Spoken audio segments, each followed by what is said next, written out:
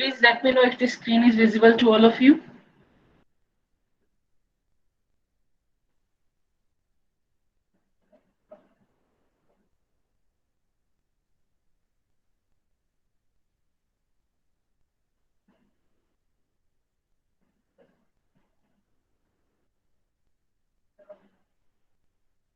Is the screen visible to all of you? No, ma'am. No, ma'am.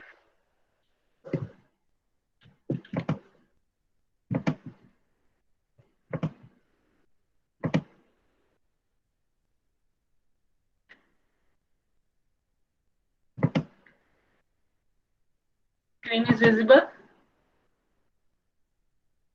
Yes, ma'am. Okay, ji. So let's start our today's lecture. So we are at the topic of system modeling. तो system sequence diagrams की हम बात करें, आज हम उसी को मजीद थोड़ा सा देखेंगे, सिस्टम सीक्वेंस डायग्राम्स की को। So let's go ahead. अच्छा, हमारे पास सिस्टम मॉडलिंग में अभी तक हमने देखा यूज केसेस, उनके सिनेरियोज लिखने, उनके डिस्क्राइब करना and everything. Then we have a few class diagrams, activity diagrams और use case descriptions. तो at the end इन सबसे मिलकर जब at the end हमारे पास जो आता है वो आता है हमारे पास system sequence diagram. ये system sequence diagram हमारे actual software system का behavior बता रही होती है, उसका complete flow define कर रही होती है कि किस तरह से किस टाइम पे कौन सी क्लास का ऑब्जेक्ट क्रिएट होगा, वो किस क्लास के कौन से फंक्शन को कॉल करेगा, वहां पे क्या कंडीशंस होंगी, ईच एंड एवरीथिंग जो है वो हमारी सिस्टम सीक्वेंस डायग्राम हमें बता रही है। सिस्टम सीक्वेंस डायग्राम का सिंटेक्स कुछ ये है जी, ये लास्ट टाइम भी हमने देखा, ऑब्जेक्ट है तो an object of A class, that means कि ए क्लास वो या आपकी सिस्टम की क्लास है जिसका ऑब्जेक्ट है एन ऑब्जेक्ट नेम का, उसकी कोई लाइफ लाइन है जो कि वर्टिकल डैश बार लाइन से आपको बताई गई है, फिर एक फोकस ऑफ कंट्रोल है जिसमें ये एक रेक्टेंगल है, देन मैसेज पासिंग है, इसमें ऑफ कोर्स हमने लास्ट टाइम पैरामीटर पासिंग भी देखी थी कि जो भी फंक्शन है उसमें पैरामीटर्स पास करने हो तो आप इनसाइड पैरामीटर्स राइट करते हो। ऑब्जेक्ट डिस्ट्रक्शन है, इसका लास्ट टाइम हमने नहीं देखा था, आज हम इसके एग्जांपल इसकी भी देखेंगे। फॉर एग्जांपल एक क्लास जो है वो ऑब्जेक्ट क्रिएट नहीं कर रही दूसरी क्लास का, बल्कि उस ऑब्जेक्ट को डिस्ट्रॉय कर रही है, डिस्ट्रक्टर्स कॉल करवा रही है और समथिंग, तो उसमें हम डिस्ट्रॉय की बात करते हैं कि एक ऑब्जेक्ट ने दूसरी ऑब्जेक्ट क्लास के ऑब्जेक्ट को डिस्ट्रॉय कर दिया। तो लेट्स सी, तो हमारे पास जो लेफ्ट मोस्ट ऑब्जेक्ट होता है वो इनिशिएटर होता है, मतलब वहां से हमारा जो सिस्टम है वो अपनी वर्किंग स्टार्ट करता है। जो लेफ्ट मोस्ट ऑब्जेक्ट होता है, जो वेरी फर्स्ट ऑब्जेक्ट होता है आपकी सिस्टम से आपकी सीक्वेंस डायग्राम में, उसको हम कहते हैं बाउंड्री ऑब्जेक्ट या इनिशिएटर ऑब्जेक्ट। उसके बाद जितने भी ऑब्जेक्ट्स आते हैं वो तमाम के तमाम कंट्रोल ऑब्जेक्ट्स होते हैं, वो सिंपली सिस्टम का फ्लो देख रहे होते हैं या उसको कंट्रोल कर रहे होते हैं या एक से दूसरे को पास कर रहे होते हैं कंट्रोल को। देन हमारे पास सम एंटिटी ऑब्जेक्ट्स होते हैं जो हमारे पास एनपीआर होते हैं। सो लेट्स सी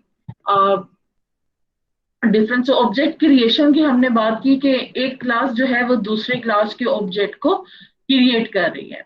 तो अगर आप यहाँ देखें तो ये एक क्लास का कोई ऑब्जेक्ट है और यहाँ पे ये इसने क्रिएट का फंक्शन कॉल किया है। By function of create we mean के कंस्ट्रक्टर इसने कॉल किया है ऑफ क्लास बी और उसका कोई सा ऑब्जेक्ट क्रिएट हुआ है। तो ये क्रिएट का जो मैसेज है ये कंस्ट्रक्टर मैसेज है, बेसिकली एक क्लास ए ने क्लास बी का कंस्ट्रक्टर कॉल करके उसके एक ऑब्जेक्ट को क्रिएट किया है। अच्छा, कुछ बच्चे जो हैं इसकी दो तरह से बनाते हैं, नॉर्मली आपके एफवाईपी के जो स्टूडेंट्स हैं वो इस तरह से इसको लेके चलते हैं, वो A B C so on सारी क्लासेस को एक ही लाइन में बना देते हैं और बाद में जहां से कंस्ट्रक्टर कॉल हो रहा होता है वहां पे वो ये रेक्टेंगल फोकस ऐड कर देते हैं। बट इसका जो प्रेफर्ड वे है, यूएमएल वे है, वो ये है कि जिस टाइम पे आपका ऑब्जेक्ट क्रिएट आपने करना है, जिस टाइम पे आपने कंस्ट्रक्टर कॉल करना है, उस टाइम पे आप ये ऑब्जेक्ट की नोटेशन लिखें कि क्योंकि ऑब्जेक्ट आपका यहाँ क्रिएट होगा ना, यहाँ पे तो आपका ऑब्जेक्ट क्रिएट हुआ ही नहीं होगा, तो आपका ऑब्जेक्ट यहाँ नहीं आना चाहिए था, बल्कि आपका ऑब्जेक्ट इस क्रिएट के मैसेज के बिल्कुल साथ आना चाहिए था, विच रिप्रेजेंट्स के कंस्ट्रक्टर कॉल हुआ और बी क्लास का एक ऑब्जेक्ट क्रिएट हुआ और यहीं से उस पर फोकस स्टार्टिंग ही से बी का फोकस स्टार्ट हो गया होगा। Any confusion in both of these?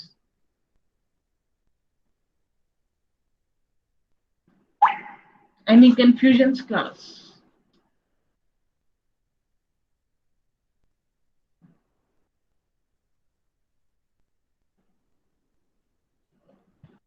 Okay इसी तरह से ऑब्जेक्ट डिस्ट्रक्शन है, अगर एक क्लास में दूसरी क्लास का कोई ऑब्जेक्ट डिस्ट्रॉय करने लगे है तो बिल्कुल उसी तरह से डिस्ट्रॉय की कॉल जाती है, और ये जो रेक्टेंगल है उसके एंड पे क्रॉस का साइन आ जाता है दैट स्टेट्स के after this particular call of the message the object of B class will be destroyed.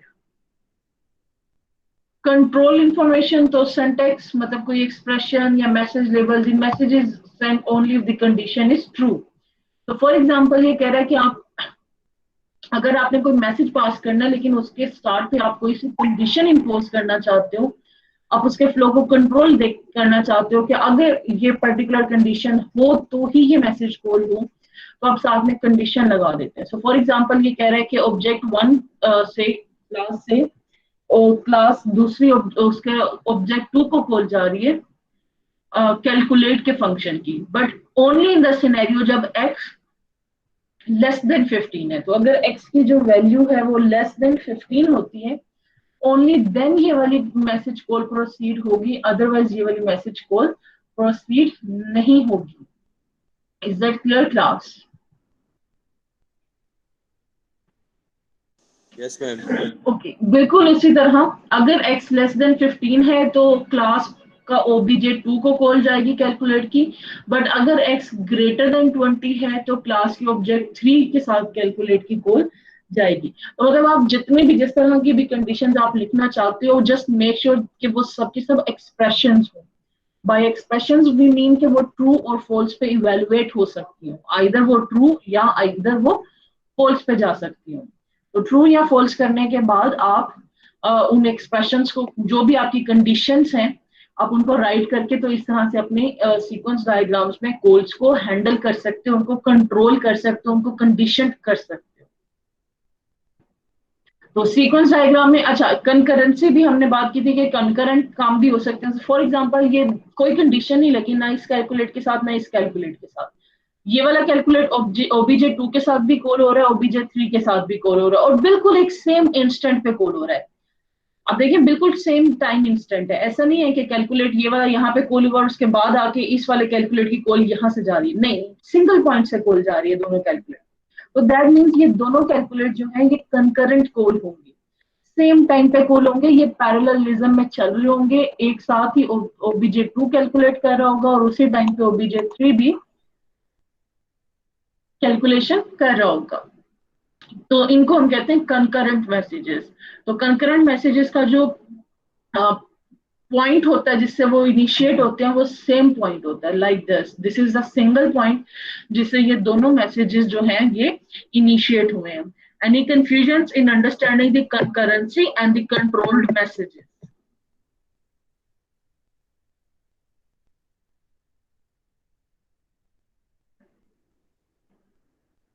Okay next उसने एक्सप्लेन ही किया है कि आपने किस किस तरह की कंडीशंस आप लगा सकते हो। तो आप इफ लगा सकते हो, उसकी ऑफ कोर्स कंडीशन आएगी।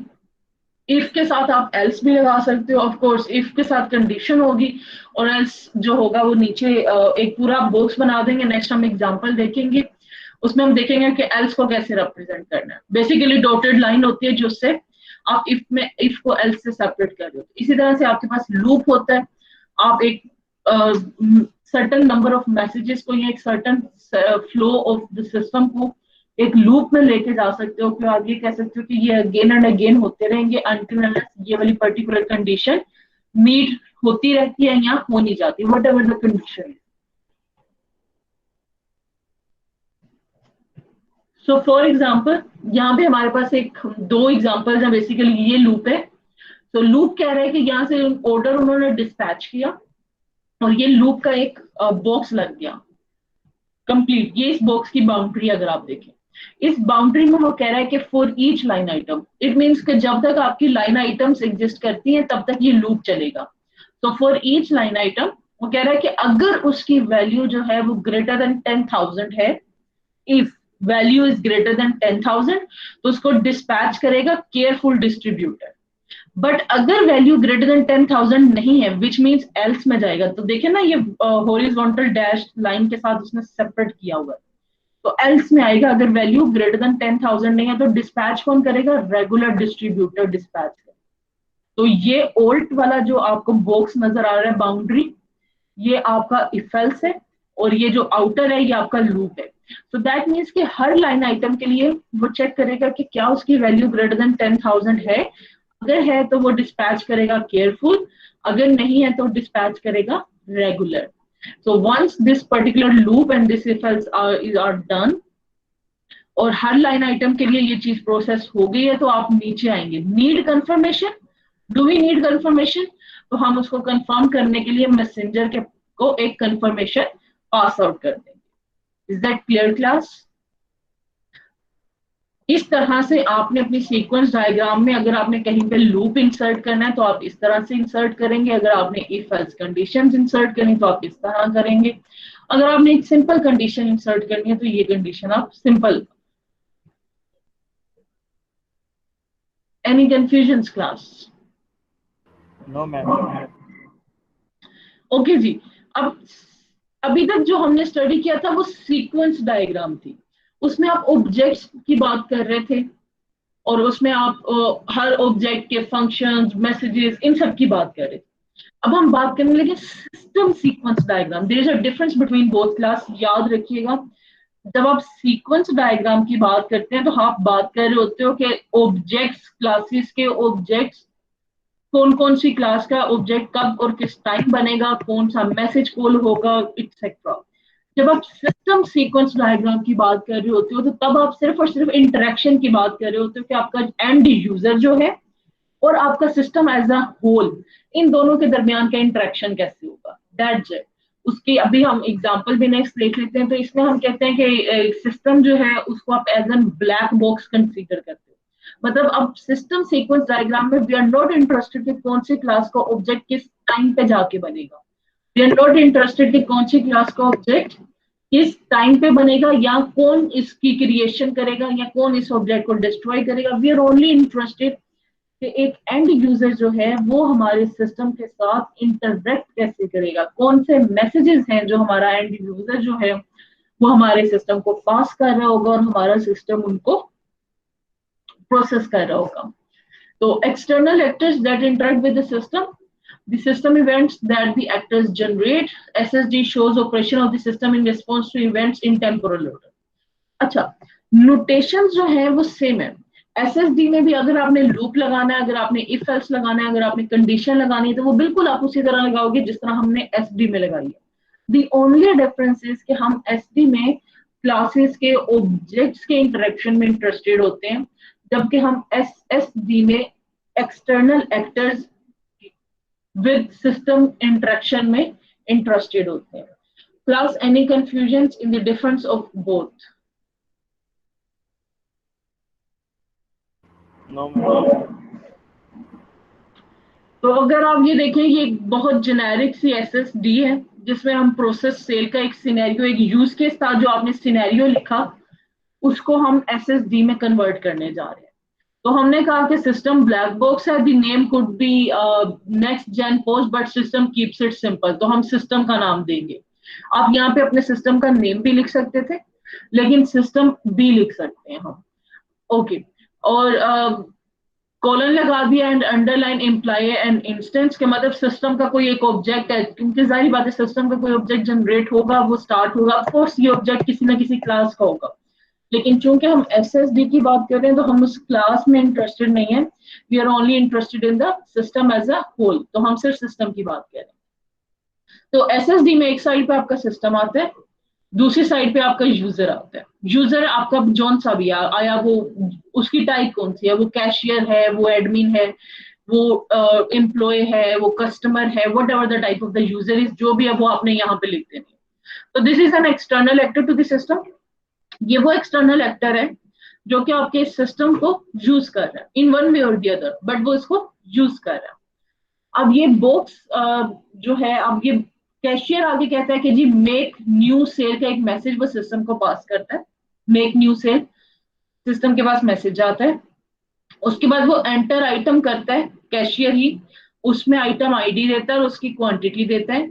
सिस्टम जो है वो उस आइटम की डिस्क्रिप्शन और उसकी क्वांटिटी के कोरस्पॉन्डिंग टोटल करके रिटर्न करता है। अगर मोर आइटम्स हैं if the cashier wants to add more items, तो वो दोबारा यहाँ पे आएगा और एंटर आइटम करेगा। फॉर दिस पर्पज ये एक बॉक्स लगाया गया, द बॉक्स में इनक्लोज एन आइटरेशन एरिया, मतलब ये लूप में चल रहा है ना, आइटरेटिव प्रोसेस है। तो जब तक मोर आइटम्स है, कैशियर जो है वो again and again enter item करता जाएगा विद आईडी एंड क्वांटिटी, और सिस्टम उसकी डिस्क्रिप्शन और टोटल बताता जाएगा। So once it's done, the cashier will send a message of end sale, and कर दिया जाए सेल।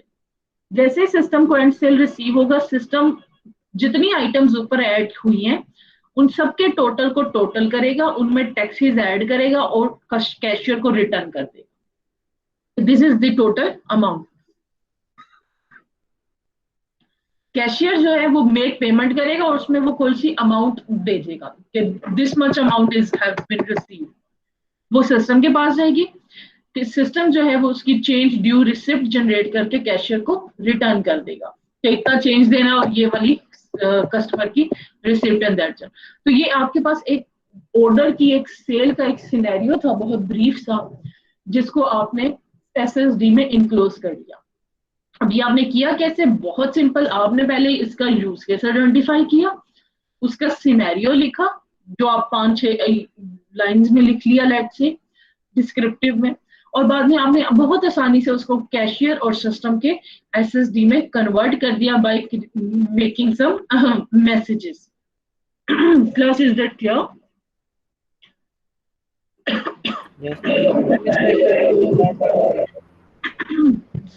रिपीट करें, क्या पूछा आपने?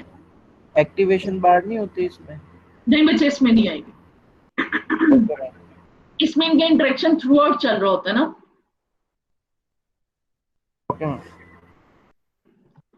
अच्छा, अब from use case to system sequence diagram की बात की, तो how to construct an SSD from a use case, तो ये उसके वो 4 स्टेप्स बता दिए, but all in all method वही है जो मैंने आपको पहले भी बताया।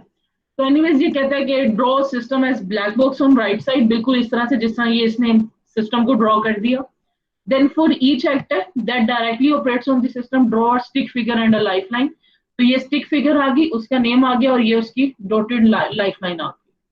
For each system event that actor generates, in use case draw a message, तो ये messages आ गए।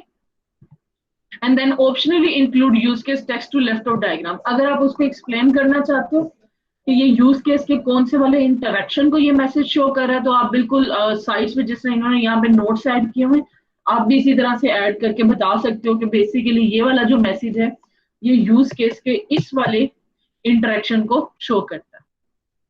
Any confusion still here, class?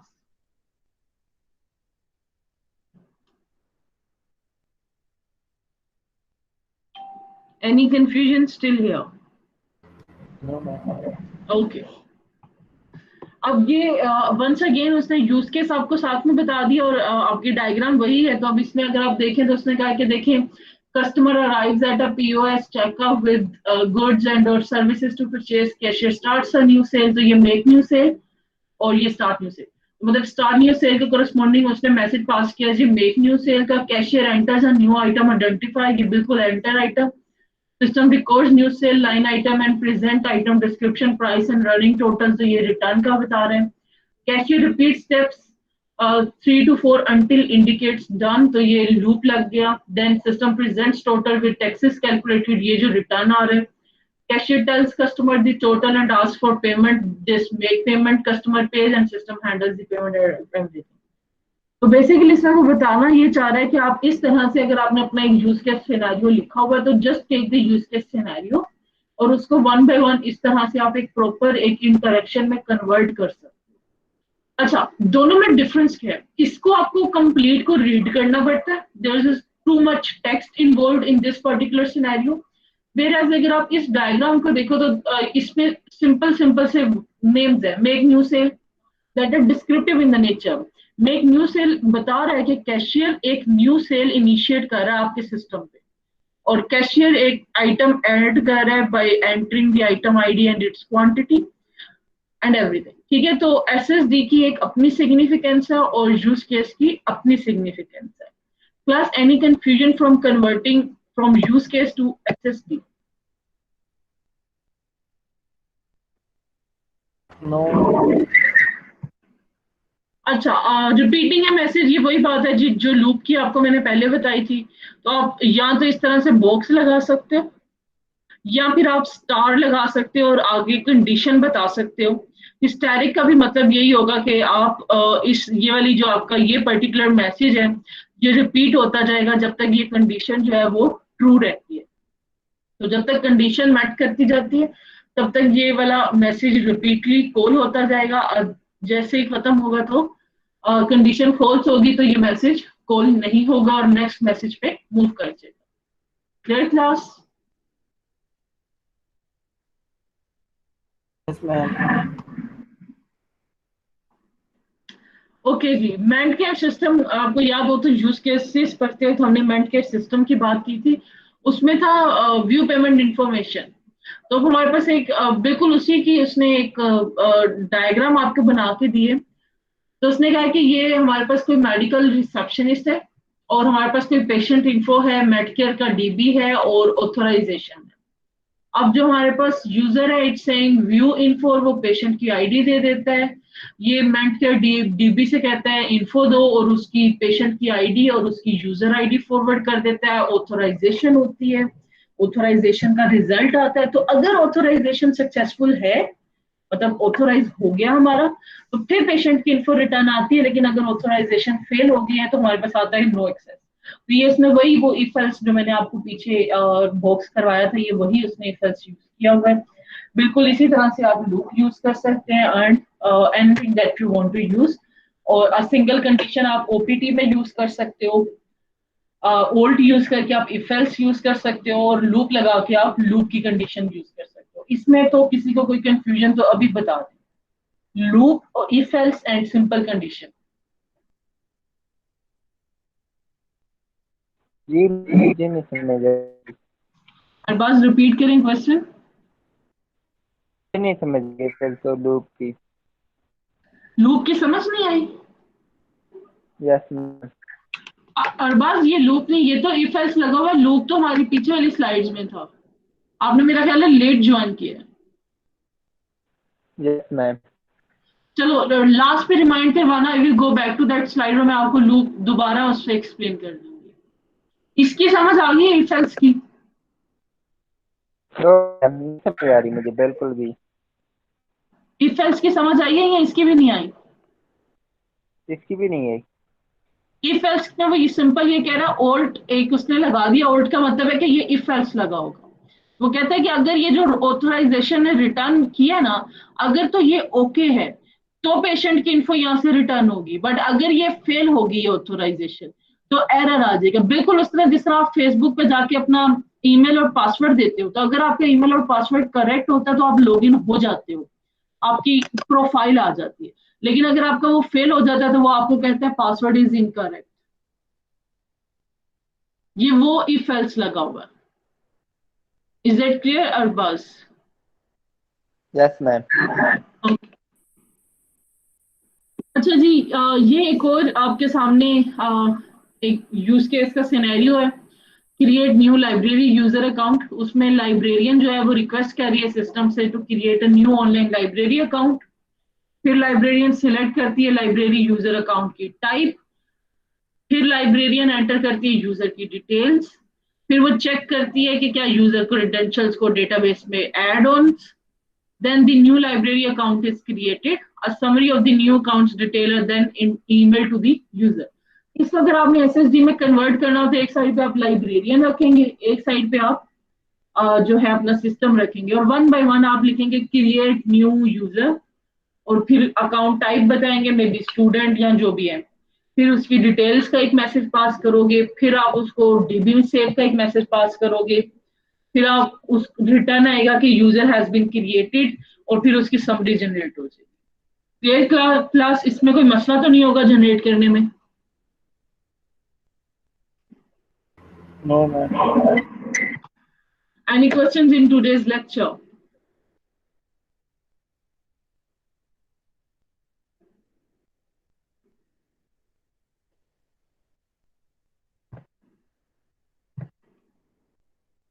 Okay ji, so that was all of our today's lecture.